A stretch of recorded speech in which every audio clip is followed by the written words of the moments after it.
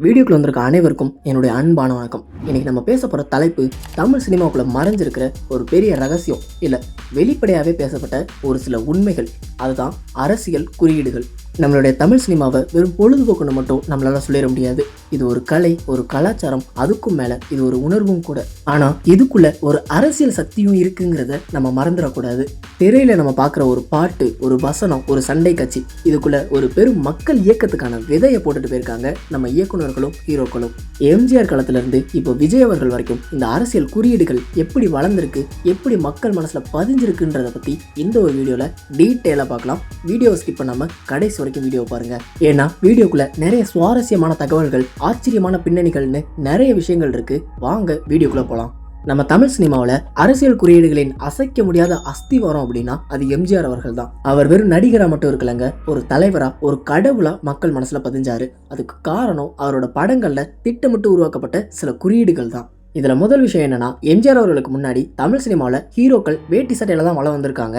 ஆனா எம்ஜிஆர் அவர்கள் அறிமுகப்படுத்தின அந்த வெள்ளை வேட்டி வெள்ளை சட்டை, அதுக்கு மேல ஒரு துண்டு, கருப்பு கண்ணாடி, இதுதான் ஒரு அரசியல் தலைவருக்கான அடையாளமா பின்னாட்கள்ல மாற ஆரம்பிச்சிச்சு. எம்ஜிஆரோட நடை, சிரிப்பு, சண்டை காட்சிகள் இதெல்லாம் அவருடைய பிராண்டா மாறி திரைக்கு பின்னாடியும் மக்கள் அவரை அப்படியே பார்க்க ஆரம்பிச்சாங்க. அடுத்ததா எம்ஜிஆர் அவர்களுடைய பாடல்கள் எடுத்துக்கிட்டோம் அப்படின்னா அது வெறும் பாடல்களை மட்டும் இல்ல, அது அதிமுகவோட ஒரு தேர்தல் அறிக்கைகளாவே இருந்திருக்கு. நான் ஆணையிட்டால் அது நடந்துவிட்டால் 400 கை பார்க்கட்டுமா, அச்சம் என்பது மடமையடான்னு இந்த மாதிரி பாடல்கள் மூலியமா ஒரு தர்மத்தின் தலைவன், மக்கள் சேவகன், அமைதியான புரட்சியாளன்கிற பின்பத்தை மக்கள் கிட்ட உருவாக்குனாரு. ஏழையின் சிரிப்பில் இறைவனை காண்போம் அப்படிங்கிற வரிகள்ல அவர் ஏழை எளிய மக்களுக்கானவருங்கிறத ஆழமா பதிய வச்சாரு. அடுத்ததா எம்ஜிஆர் அவர்களுடைய படங்கள்ல அவர் பெரும்பாலும் அனாதையா, ஒடுக்கப்பட்டவனா, கஷ்டப்படுறவங்களுக்கு உதவுற காவலனா, இந்த மாதிரியான கதாபாத்திரங்கள்ல தான் நடிச்சிருப்பாரு. பெரும்பாலும் அவருடைய கதாபாத்திரங்கள்ல அவர் சிகரெட் பிடிக்க மாட்டாரு, குடிக்க மாட்டாரு. இது அவரோட தனிப்பட்ட ஒழுக்கத்தையும் மக்கள் மீதான மரியாதையும் காட்டுற ஒரு குறியீடா இருந்துச்சு. இது மட்டும் இல்லாம படகோட்டி, ரிக்ஷாக்காரன், விவசாயின்னு இப்படி அடித்தட்டு மக்களோட அடையாளமாவே அவர் தன்னை காட்டிக்க ஆரம்பிச்சாரு. அடுத்ததா அதிமுக அப்படிங்கிற ஒரு கட்சியை தொடங்கினதுக்கு அப்புறமா அவருடைய படங்கள் முழுக்கவே கட்சி பிரச்சாரமாவே மாறிடுச்சு. குறிப்பா சொல்லப்போனா எம்ஜிஆரோட இமேஜ் தான் அந்த கட்சியோட இமேஜையே வளர்த்துச்சு. இரட்டை இலை சின்னம் மக்கள் மனசுல எம்ஜிஆராவே பதிஞ்சிச்சு. நாளை நமதே அப்படிங்கிற அவருடைய படத்தோட தலைப்புலாம் நேரடியாவே அரசியல் முழக்கமாவே வெளிப்பட்டுச்சு. அடுத்ததான் நம்ம பார்க்க போறது சிவாஜி மற்றும் கலைஞர் கருணாநிதி அவர்களுடைய பங்களிப்பு தான். நான் ஏன் இவங்க ரெண்டு பேரையும் சேர்த்து சொல்றேன் அப்படின்னா, தமிழ் சினிமாவில் அரசியல் குறியீட்டை வெளிப்படுத்தினதுல சிவாஜி மற்றும் கலைஞர் ரெண்டு பேரையும் பிரிச்சு பார்க்க முடியாது. ஏன்னா இவங்க ரெண்டு பேருக்கும் இடையிலான ஒரு தொடர்பு இருக்கு. நீ நினைக்கிற மாதிரிலாம் ஒண்ணு இல்ல. எம்ஜிஆர் ஒரு புறம் மக்கள் திலகமா உருவாக்கிட்டு இருந்த போது, சிவாஜி கணேசன் ஒரு புறம் தன்னோட நடிப்பால பல அரசியல் குறியீடுகளை உருவாக்கினாரு. அதே சமயம் கலைஞர் கருணாநிதி தன்னுடைய வசனங்கள் மூலமா அரசியலை சினிமாக்குள்ள கொண்டு வந்தாரு. சிவாஜி அவர்கள் ஒரு கட்சி சார்பற்றவர் போல தோன்றினாலும் அவருடைய நடிப்பு, வசன உச்சரிப்பு எல்லாமே ஒரு அரசியல் தலைவருக்கு இருக்க வேண்டிய கம்பீரத்தையும் உணர்ச்சி பூர்வமான பேச்சையும் பிரதிபலிச்சிச்சு. பராசக்தி, மனோகரா போன்ற படங்கள்ல கலைஞர் கருணாநிதி அவர்களுடைய வசனங்கள் மூலமா சமூக நீதி, பகுத்தறிவு மாதிரியான திராவிட கொள்கைகளை சிவாஜி கணேசன் அவர்கள் பேசினாரு. இதுதான் அவங்க ரெண்டு பேருக்குள்ள இருந்த தொடர்பு. வீரபாண்டிய கட்டபொம்மன், கப்பலோட்டிய தமிழன்னு இந்த படங்கள் மூலமா தேசிய உணர்வு, தமிழர் பெருமைங்கிற குறியீடுகளை சிவாஜி தன் நடிப்பின் வழியா வெளிப்படுத்தினாரு. அவர் நடிச்ச பல கதாபாத்திரங்கள் எதிர்கால அரசியல் தலைவர்களுக்கு ஒரு ரோல் மாடலா இருந்திருக்கு. அடுத்ததா கலைஞர் கருணாநிதி அவர்கள் எம்ஜிஆர் அவர்களுக்கு வசனம் எழுதியிருந்த காலத்துல இருந்தே தன் எழுத்துக்கள்ல அரசியல் கருத்துக்களை விதைச்சுக்கிட்டே இருந்தாரு. பராசக்தி திரைப்படத்தில் வரக்கூடிய ஓடினால் ஓடினால் வாழ்க்கையின் எல்லைக்கே ஓடினால் அப்படிங்கிற வசனங்கள் வெறும் வரிகள் மட்டும் இல்ல, அன்னைக்கு இருந்த சமுதாயத்துல இருந்த அவலங்களோட குறியீடு தான் அவர் சுட்டி காட்டியிருந்தாரு. சினிமாவை பயன்படுத்தி பகுத்தறிவு, சமூக சீர்திருத்தம், தமிழ் மொழி பற்று மாதிரியான கொள்கைகளை மக்கள்கிட்ட கொண்டு போய் சேர்த்ததுல கலைஞரோட பங்கு ரொம்பவே முக்கியமானதும் கூட.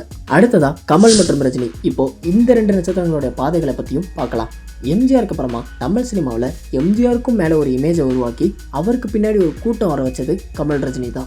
இவங்க ரெண்டு பேருமே அவங்களுடைய படங்களில் அரசியல் குறியீடுகளை வச்சிருந்தாலும் அவங்களுடைய பாதை ரொம்பவே வித்தியாசமானது. ரஜினி தன்னுடைய படங்கள் மூலமா ஒரு சூப்பர் ஹீரோ அப்படிங்கிற இமேஜை உருவாக்குனாரு. இவருடைய கதைகள் பெரும்பாலும் ஒரு தனி மனிதன் சிஸ்டத்துக்கு எதிராக போராடி ஜெயிப்பா அப்படிங்கிற கருவையை அடிப்படையாக கொண்டிருந்துச்சு. நான் ஒரு தடவை சொன்ன 100 தடவை சொன்ன மாதிரி மழையா புயலா வெயிலான்னு இந்த மாதிரியான வசனங்கள் எல்லாம் வெறும் டயலாகா மட்டும் இல்லாம ரஜினி அவர்களுடைய அரசியல் முழக்கங்களாவே பார்க்கப்பட்டுச்சு. அவருடைய நடை, ஸ்டைலு, பஞ்ச் டைலாக்னு இது எல்லாமே அவர் அரசியல் நுழையிறதுக்கான குறியீடாவே இருந்துச்சு. அதுக்கப்புறமா அரசியலுக்கு வர்றத பல தடவை வெளிப்படையாகவும் மறைமுகமாகவும் தன்னுடைய படங்கள் மூலமா அவர் தெரியப்படுத்தியிருந்தாரு. ஆன்மீக அரசியல், தர்ம யுத்தம் மாதிரியான வசனங்களை தன்னுடைய படத்துல மட்டும் இல்லாம பொது இடங்கள்ல கூட அவர் பயன்படுத்தி இருந்தாரு. நான் அரசியலுக்கு வருவது உறுதி. அடுத்ததா கமல்ஹாசன் அவர்களை பத்தி பார்த்தோம்னா, கமல்ஹாசன் அவர்கள் தன்னுடைய படங்கள் மூலமா சமூக சீர்திருத்தம், பகுத்தறிவு, சமூக மாற்றம் மாதிரியான கருத்துக்களை முன் வச்சிருந்தாரு. இவரோட குறியீடுகள் ரஜினி மாதிரியே நேரடியானவே இல்லை, நுணுக்கமாவே இருந்துச்சு. அன்பே சிவம் திரைப்படத்துல அன்பா இருக்கிறது தான் கடவுள், ஹேராம் திரைப்படத்துல மகாத்மா காந்தி அவர்களுடைய கொள்கைகளை ஃபாலோ பண்றது, தசாதாரம்ல அறிவியல் மூடநம்பிக்கைகளுக்கு எதிரான கருத்துக்கள்னு இந்த மாதிரி மக்களுக்கு தேவையான கருத்துக்களையே அவருடைய படங்கள்ல முன் வச்சாரு. அடுத்ததா 2018 மக்கள் நீதி மையம் அப்படிங்கிற கட்சியை தொடங்கினதுக்கு அப்புறமா அவருடைய திரைப்படங்கள்ல அரசியல் குறியீடுகள் இன்னும் ரொம்பவே வெளிப்படையா பயன்படுத்தப்பட்டுச்சு. ரஜினி ஒரு சூப்பர் ஹீரோ, கமல் ஒரு சிஸ்டம் செஞ்சர். இந்த ஒரு வேறுபாடே அவருடைய படங்கள்லையும் குறியீடுகள்லையும் பிரதிபலிச்சிச்சு.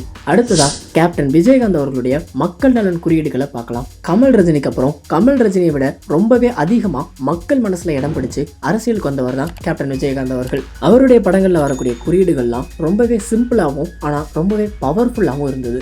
விஜயகாந்த் அவர்கள் பெரும்பாலும் காவல்துறை அதிகாரி, விவசாயி இல்லைனா ஏழை மக்களுக்கு உதவுற கதாபாத்திரங்கள்லயே அதிகமா நடிச்சாரு. அவருடைய படங்கள்ல ஊழலுக்கு எதிரான சண்டைகள், ஏழைகளுக்கு நீதி வழங்குறது, அரசு இயந்திரத்துல இருக்க தவறுகளை சுட்டி காட்டுறது மாதிரியான விஷயங்கள் தான் ரொம்பவே பிரதானமா இருந்தது. கேப்டன் பிரபாகரன் மாதிரியான படங்கள் மூலமா அவர் ஒரு மக்கள் நலம் காக்கிற தலைவனாகவும் துணிச்சலானவங்கிற பின்பத்தையும் உருவாக்கினாரு. அடுத்ததா அவருடைய உதவும் மனப்பான்மை, நேர்மை, தப்பு அப்படின்னு வந்துட்டா சொந்த கட்சி கூட்டணிக்குள்ள இருக்கிற முதலமைச்சராகவே இருந்தாலும் தட்டி கேட்குற துணிச்சல், இது எல்லாத்தையும் விட பசி அப்படின்னு வந்துட்டா உட்கார வச்சு சோறு போட்டு அழகு பார்க்குற அந்த குணம், இது எல்லாமே மக்கள் மனசுல ஆழமா பதிஞ்சு அவர் அரசியலுக்கு வந்தப்போ ஒரு பெரிய வரவேற்பை ஏற்படுத்துச்சு. கேப்டன் விஜயகாந்த் அவர்கள் ஒரு நல்ல மனிதனும் சிறந்த நடிகரும் அரசியல்வாதியும் கூட. அவர்கிட்ட இருந்த ஒரு சின்ன குறை என்ன அப்படின்னா, அவருக்கு கேமரா முன்னாடி நடிக்க தெரிஞ்சதை தவிர மக்கள் முன்னாடி நடிக்க தெரியவே இல்லை. அதனாலேயே என்னவோ கடைசி வரைக்கும் அவரால் முதலமைச்சர் அப்படிங்கிற அரியாசனையில ஏற முடியாமலே போயிருச்சு. அடுத்ததா இன்றைய அரசியல் களத்துல ஒரு மிகப்பெரிய அதிர்வலையை ஏற்படுத்தியிருக்க விஜய் அவர்களுடைய குறியீடுகளை பார்க்கலாம். சினிமா துறையில எம்ஜிஆர் அவர்களுக்கு அப்புறமா ஒரு நடிகர் அரசியலுக்கு வருவாரான்னு அதிகமா எதிர்பார்க்கப்பட்டது விஜய் அவர்களை தான். அவருடைய படங்கள்ல அரசியல் குறியீடுகள் எப்படி இருந்துச்சு, அது எப்படி மக்கள் கிட்ட ரீச் ஆச்சு அப்படிங்கறத பத்தி பார்க்கலாம். விஜய் அவர்களுடைய திரைப்படங்கள்ல குறிப்பா மெர்சல் திரைப்படத்துல ஜிஎஸ்டி, டிஜிட்டல் இந்தியா மாதிரியான விஷயங்களை பத்தி அவர் வெளிப்படையா பேசினது அப்போ ஆளுங்கட்சியா இருந்த அதிமுகக்கு ஒரு மிகப்பெரிய எதிர்ப்பா பார்க்கப்பட்டுச்சு. அது மட்டும் இல்லாம ஒரு மிகப்பெரிய விவாதத்தையும் உருவாக்குச்சு. அதுக்கு முன்னாடி வந்த சர்க்கார் திரைப்படத்துல ஒரு கார்ப்பரேட் மான்ஸ்டர் அரசியலுக்குள்ள வந்து சிஸ்டத்தை சரி பண்ற மாதிரியான கதை வடிவமைக்கப்பட்டிருந்தது.